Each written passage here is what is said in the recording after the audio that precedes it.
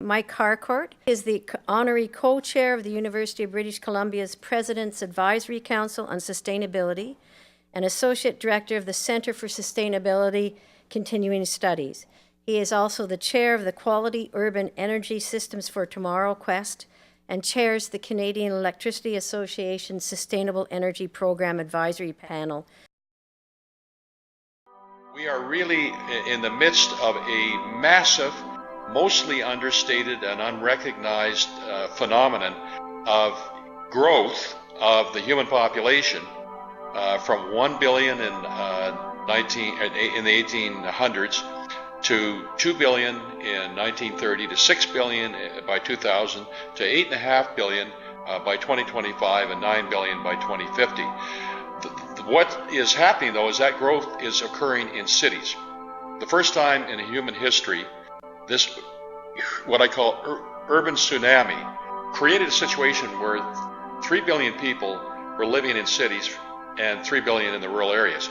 By 2025, there will be 5.4 billion of us living in cities and still around 3 billion living in the rural areas. And that will accelerate to 2050.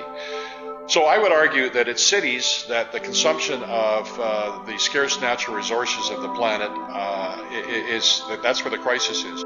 If we follow the existing urban model, which drives most consumption, we would need 4 planets if China and India decided to copy our model of a city, which is a dead downtown, sort of a 9 to 5 office zone, that people commute in their cars, get on a freeway to a suburban house that is a monster house, a McMansion I call them.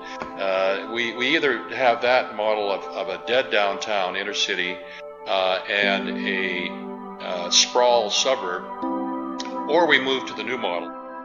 We have to change the way we live in cities by creating a new model for cities and change what has been a very, very bad example here in North America of urban planning and change to a new model, so to go from unsustainable to sustainable and quickly.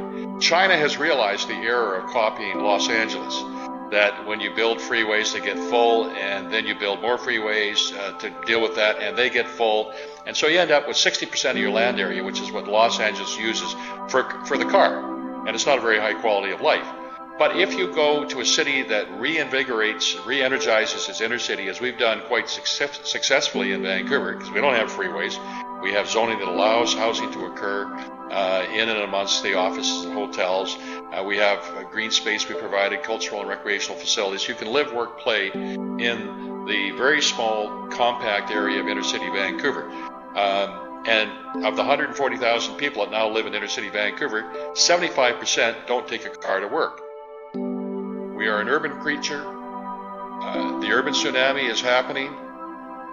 Is that growth going to be decoupled from over-consuming the scarce natural resources we have to new ways of providing housing, offices, etc.?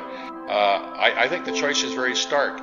The requirement for the old-style city, Booz and Allen has just done a report that with that growth I just talked about, $350 trillion of urban infrastructure will be required in the next 20 or 30 years. So cities are a massive economic opportunity to do them differently, to create sustainable cities with a prosperous economy, a healthy environment, social inclusion of the poor, the disabled, the homeless, new immigrants, the working poor, and a culture that's rich in the creativity and innovation that's going to be required to get us through what is going to have to come through in the next 20 or 30 years.